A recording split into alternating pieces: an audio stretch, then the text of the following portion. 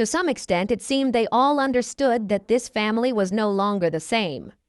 Rob Reiner felt it. Nick Reiner did too. And perhaps Michelle, Romy, and Jake, their remaining son, had all realized it, though no one had said it aloud. Jake Reiner entered that Christmas with a very simple hope, that this would be an opportunity to bridge all gaps.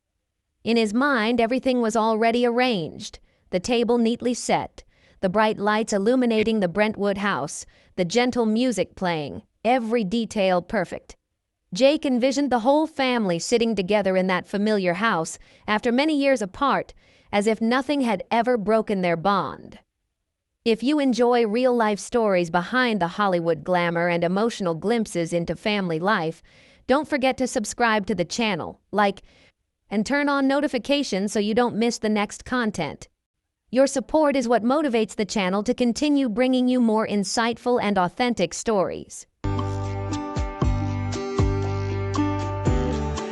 Then, December 14th arrived, and in just a few brief moments, everything crumbled. A photograph appeared. A phone call rang. Jake Reiner's life was turned upside down when he learned his parents, Rob Reiner and Michelle, had disappeared. But the real shock came when the name that followed was Nick Reiner, his younger brother. In that moment, Jake told himself he wouldn't stand up for anyone, no matter who they were. The pain wasn't just loss. It was doubt, anger, and a sudden surge of long-suppressed emotions. Shortly after, Jake appeared on KCBS and said something that nearly silenced the entire studio. He admitted that he had warned his parents years ago that he always feared something irreversible would happen. It wasn't an impulsive outburst, but a worry that had haunted him for a long time. For Jake, this tragedy didn't come as a surprise.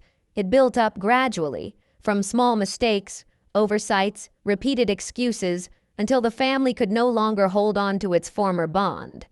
Therefore, when Nick pleaded for help and asked about bail, Jake said no.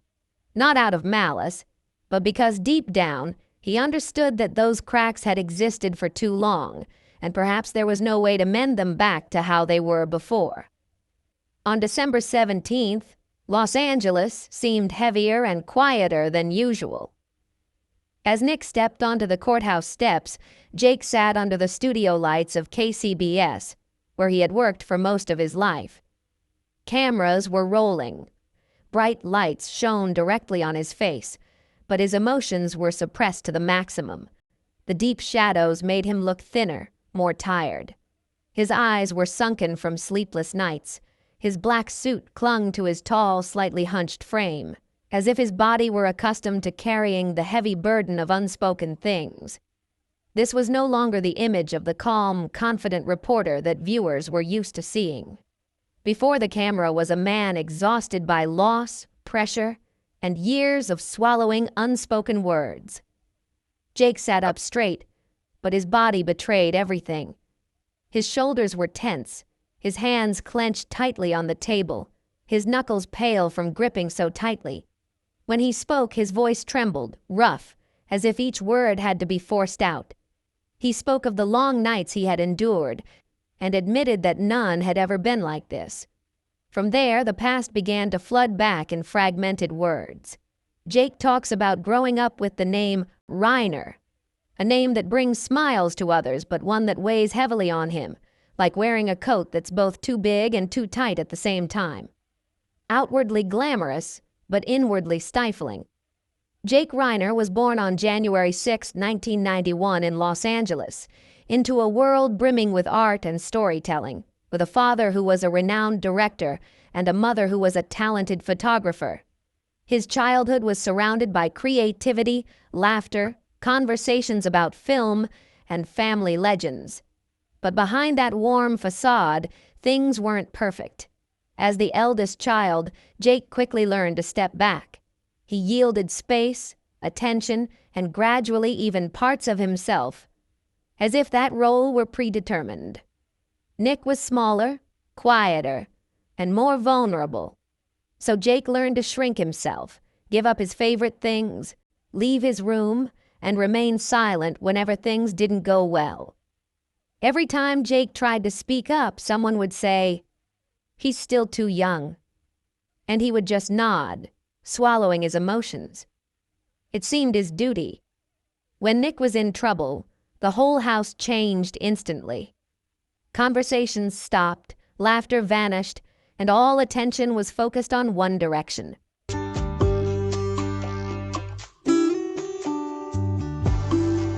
Jake gradually learned to retreat into silence, just to keep things looking calm. "I'm okay," he whispered to himself, even when no one asked. That phrase, over time, became a protective shield. What began as love and compromise slowly transformed into the blurring of his own identity. It was true that his parents loved Nick, but that love was built on a persistent fear.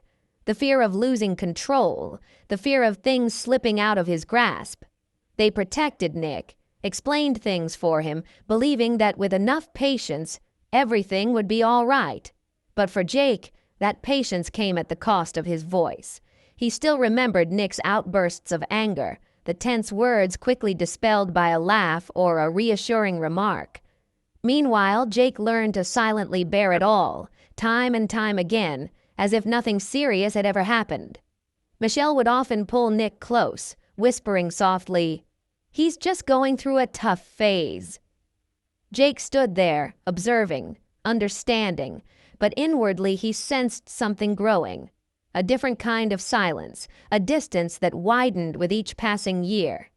He never blamed his parents, for he knew their love stemmed from a desire to protect and a fear that Nick wouldn't stand on his own 2 feet without them. But as Jake grew older, that burden didn't disappear. It quietly weighed heavily on his shoulders. He became the anchor, the calm one, the self-sacrificing one, who never caused trouble, the one accustomed to swallowing his emotions. "I'm used to it," he once told his mother half-jokingly. Michelle smiled, not realizing it wasn't a casual remark but the only silent signal Jake sent out. And no one stopped to listen. Baseball became Jake's safe haven, a family ritual passed down from grandfather to father to son. Rob often took Jake to Dodger Stadium, the two of them sitting side by side in the California sun, inning after inning, as if time had slowed down. Rob once said, with a voice full of pride, that he had passed on his love of baseball to his son, just as his own father had done to him. Trips to Cooperstown, memories at the Hall of Fame. These were rare moments of pure joy and father-son bonding. But even in those bright memories, Nick's presence was always there. Jake's adolescence was intertwined with his younger brother's, no matter how hard he tried to distance himself. When Nick turned 15, things began to change, at first subtly.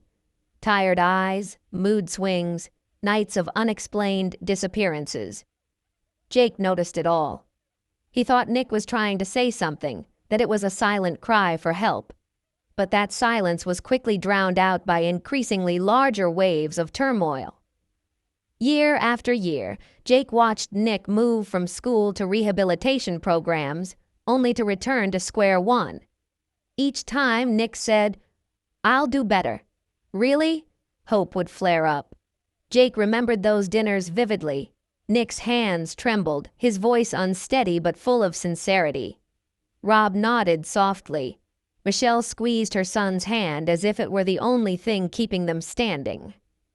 Jake wanted to believe, though he grew increasingly afraid, for he had believed too many times before. Rob didn't give up. He kept trying, believing that if he told the story well enough, if he put the right emotions in the right place, then everything could be healed, just like he did on screen. But in real life, the story didn't go according to script. The hardest thing for Jake wasn't just watching Nick struggle, but seeing his parents gradually wear themselves out. Each failure made them more tired. Rob aged visibly, his shoulders weighed down by unspoken worries. Conversations grew shorter, silence filling the gaps. Michelle lived in constant tension, waiting for a call, a text message, any sign that Nick was okay. Each day was a struggle between hope and pain, and Jake stood in the middle of it all, feeling the fear tightening its grip on his family. Quiet, persistent, inescapable.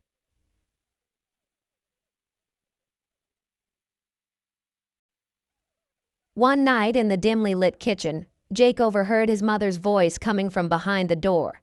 Her voice trembled, broken. "As long as he's breathing, I won't give up." That sentence struck Jake like a blow. It was love, but a love mixed with despair, heavy and without escape. There were nights Nick came home completely out of control, and Jake could only watch as his father instinctively stepped forward, shielding the two children behind the closed door. Michelle wept silently, trying to hide her tears so Nick wouldn't see. It was in those moments that Jake realized the familiar family life was gone. They weren't truly living. They were just trying to hold on, hour by hour, minute by minute. "We have to save him," Rob had said, resolutely and without hesitation. Jake remained silent. But deep down, a thought more terrifying than anything else kept repeating itself. Who would save those who were trying to save others? During those years, Jake learned to observe more than he spoke, remembering every small detail, every subtle change. The thought of leaving that house gradually entered his mind, not to escape, but simply to be able to breathe. Fame never excited Jake. On the contrary, it terrified him. Living publicly while concealing a chaotic private reality seemed impossible.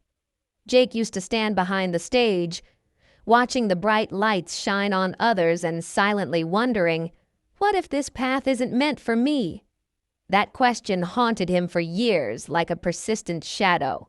Therefore, despite bearing the Reiner surname, Jake didn't rush straight into Hollywood as many might expect. He chose a different, more realistic, clearer path. Jake enrolled in a broadcast journalism program at Syracuse University, and for the first time in his life, he felt something awaken within him. The editorial room, the real stories, the clear purpose, all of it ignited a new flame.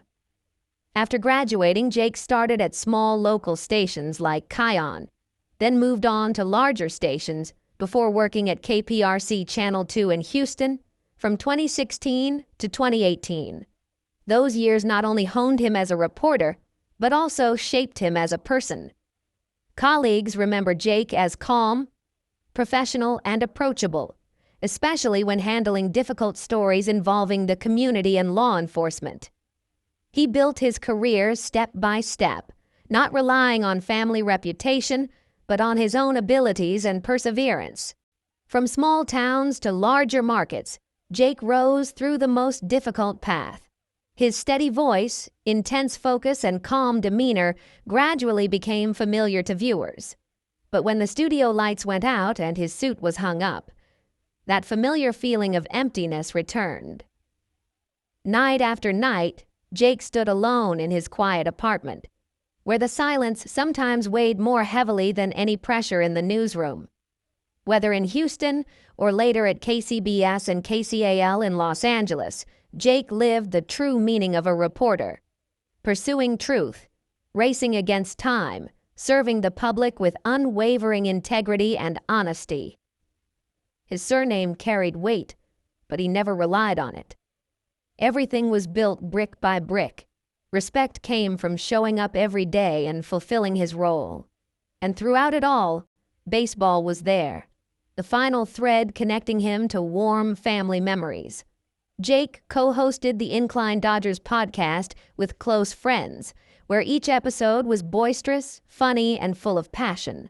It wasn't just about the games, but about how he preserved a part of his past that once meant so much. When Jake spoke of KCBS, his posture straightened, his voice became firmer, as if the editorial office were the last solid foothold beneath his feet. "I chose journalism," Jake once said softly, "because I thought if I stayed behind the story, life wouldn't call my name." Then he smiled, a forced, almost self-deprecating smile. "It turns out I was wrong." Those words weighed heavily, like a confession he'd kept inside for years, quietly, patiently, and never truly gone.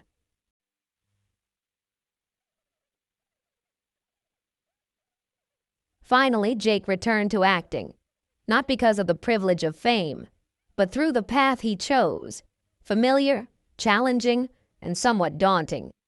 He progressed slowly, carrying both fear and quiet courage, patiently rebuilding himself through each role. Opportunities came to him unhurriedly. Television, film, comedy mixed with edgy dramas, all were embraced with calmness and respect for the profession. Jake never tried to hog the spotlight or create a fuss for attention. He chose restraint, embodying roles with the depth of someone who had experienced loss, pressure, and long periods of silence in life. Audiences and critics gradually recognized this. Jake was no longer just Rob Reiner's son. He was himself, Jake Reiner, a multifaceted, authentic person with profound and humane emotions. 2023 marked a turning point when he participated in highly acclaimed projects such as Curb Your Enthusiasm and American Crime Story. But it was his role in Love and Taxes that truly cemented his reputation. That performance earned him the Best Actor award at the 2024 Myrtle Beach International Film Festival, dispelling any previous doubts. Even small roles like in Shock and Awe left a deep impression, proof that Jake had found a rare combination of a journalist's keen eye and an artist's soul.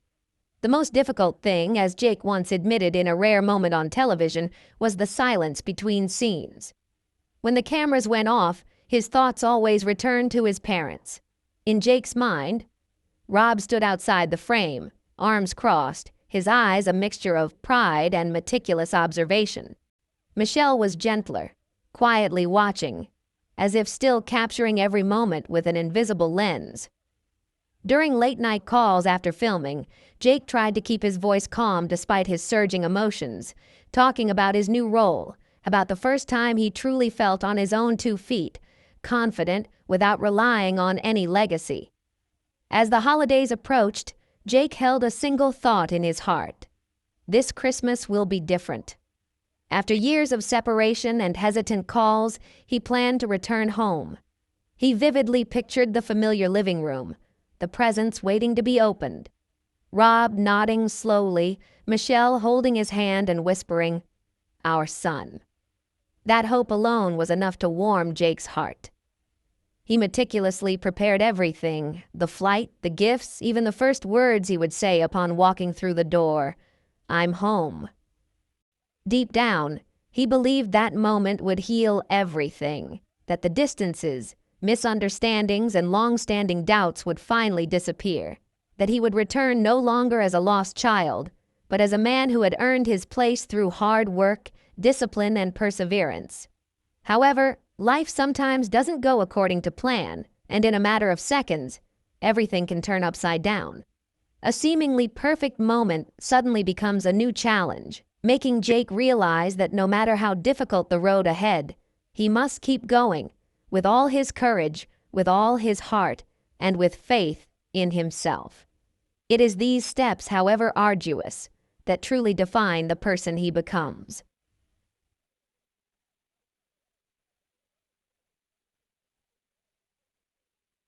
On December 14th, while Jake was on set in New York finishing his latest film, a call came like a cold knife through his heart. Quick, cold, cruel, he barely had time to breathe before his world crumbled. The news devastated Jake. His parents, Rob Reiner and Michelle Singer Reiner, had passed away at their Brentwood home, the place that held all his childhood memories and simple happiness. The details, the vivid memories that had once been so clear, were now an unbearable void. This wasn't just a loss. It was a shattering reality, making Jake feel as if everything familiar had vanished in a matter of seconds. Before he could regain his composure, another shock hit. The accused was Nick, his own younger brother.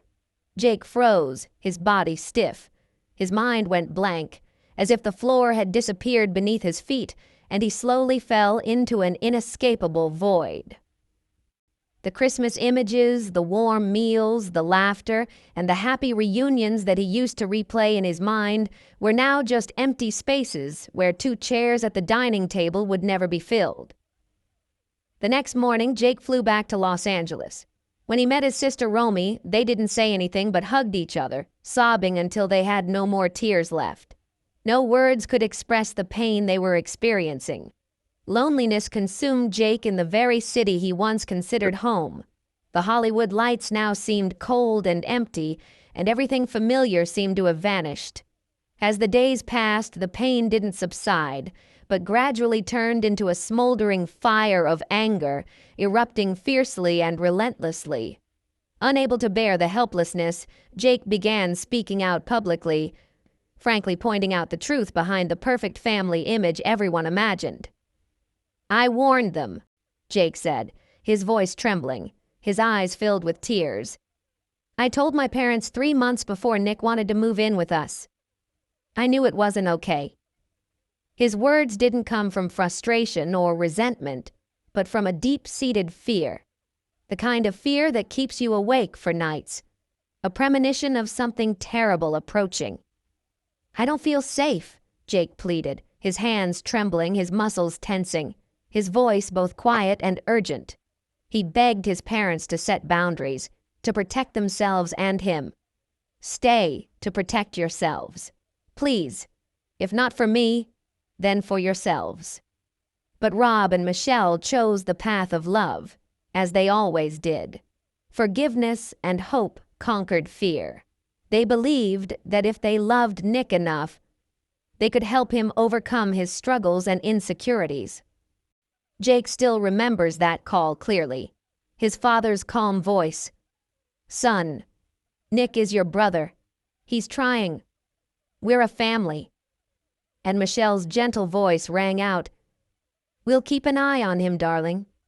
We'll help him get through this." Despite the reassurance, Jake couldn't shake the anxiety in his chest. He kept reminiscing about the unpredictable outbursts, the sleepless nights, and the years of instability. But his parents' compassion and faith in their family outweighed any warnings.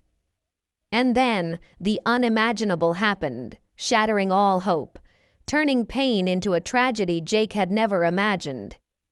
In that moment, he understood that sometimes love alone isn't enough, and sometimes misplaced trust can lead to irreparable consequences.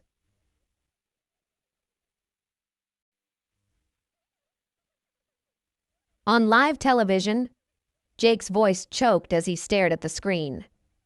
"I never thought he could do that. Something like this," he said, the pain still raw, enough to silence the entire room. Tears streamed down his face, mixing with sadness and anger. "Nick took everything from me," Jake whispered through clenched teeth. "I warned you." But no one heard. Only pain remained, a feeling of betrayal tearing him apart from within. Anger turned into a suffocating guilt. Jake replayed the events in his head over and over again. He should have come home earlier, spoken louder, fought harder. "If I had come back sooner," he murmured, his eyes sunken, wondering if things would have been different. The silence then thickened, becoming unbearable. Thinking of Nick, a whirlwind of emotions intertwined. Anger, sadness, pity, doubt. "He's my brother," Jake whispered, his voice trembling. "But he's also the one who took my parents away." The words escaped in agony, his body aching, his shoulders slumped, his hands shaking. Tears flowed silently but relentlessly, as if years of accumulated pressure were finally being released. "I warned them," Jake murmured again, as if trying to rewrite the past. Then the phone rang. A number flashed on the screen, Nick. Jake stood still, his heart pounding, caught between love and anger, between answering or ignoring. The moment stretched on endlessly. He feared that a single movement would drag him back into a nightmare he wasn't ready to face. On the other end of the line, Nick's voice rang out, panicked and trembling with fear. He spoke hastily, almost breathlessly, each word jumbled and desperate. "Please believe me. I'm the only one left." Jake clutched the phone, his knuckles turning white. His voice still trembled, speaking of the younger brother he had protected his whole life. "But spend time with your children, you know? This is the perfect example before it's too late." Nick continued, his voice shaky but sincere. Jake listened, feeling his heart being torn apart. He remembered his parents' words, their gentleness and warmth. But now they were gone. Warnings, pleas, all the fears intertwined in his chest. Jake heard Nick mention his children, about raising them, spending time with them, avoiding the consequences that could arise if things weren't controlled in time. He saw images of 16, 14, 12-year-olds, step by step, needing attention and care to avoid falling into a dangerous spiral. Jake's heart pounded when Nick mentioned the debts, the final plea. "Help me get out. I can't survive here." Each word cut into already open wounds. Love and anger clashed within him, and he almost heard the voices of his parents echoing, calm and warm, as if reminding him, "Be true to the truth, but also to your heart." Jake stood between two cliffs. On one side was truth, on the other was justice. The choice was difficult, heavy, but he knew he had to do the right thing. In that moment, fame and popularity were gone, leaving only a broken son, standing there to face real pain, a lesson about family, love, and responsibility that anyone could relate to.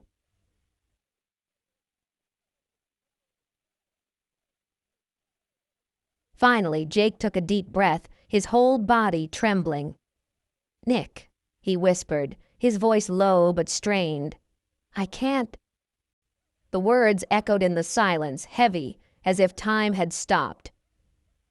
Those 3 words struck a powerful cold blow, not cruel, but an overwhelming pain beyond words. The remaining space warped everything. Nick exploded. His voice shifted from panic to rage, mixed with unbelievable despair. He screamed, accusing Jake of betrayal, saying he was abandoned like everyone else. "You're abandoning me!" Nick yelled.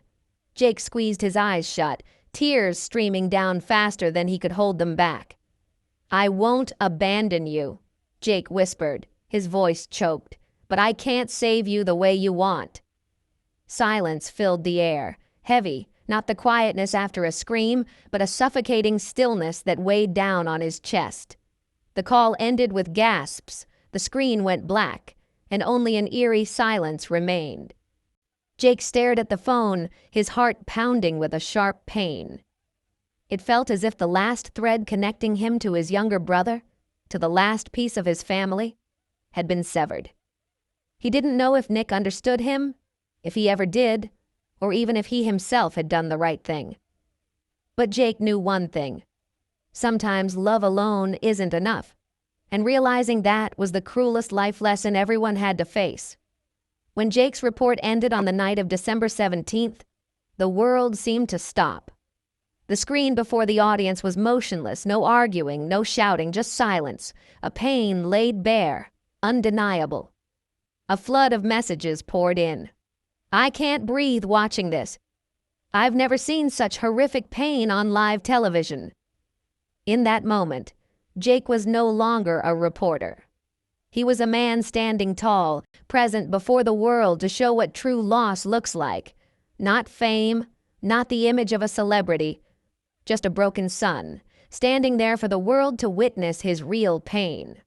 Many viewers admitted they cried. Even those unfamiliar with the Reiner family felt the breathtaking intimacy and authenticity. The video went viral. Viewers shared their own stories, calling siblings, parents, and friends just to hear each other's voices, seeking a connection in shared grief.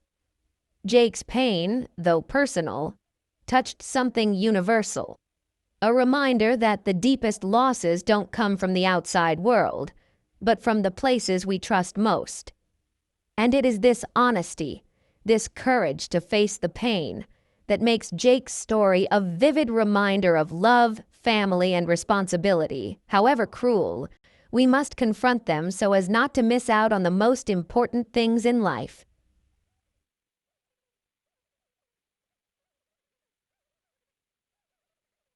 In the days that followed, Jake endured sleepless nights, each dream a battle. And even sleep offered no rest.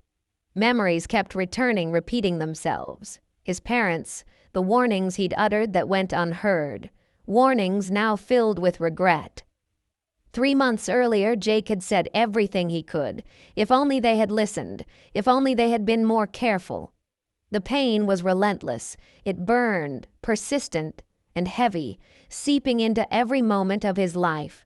From the outside, the Reiner family seemed perfect. Jake was a respected journalist. His parents were legends in the entertainment industry. Everything was glamorous and celebrated.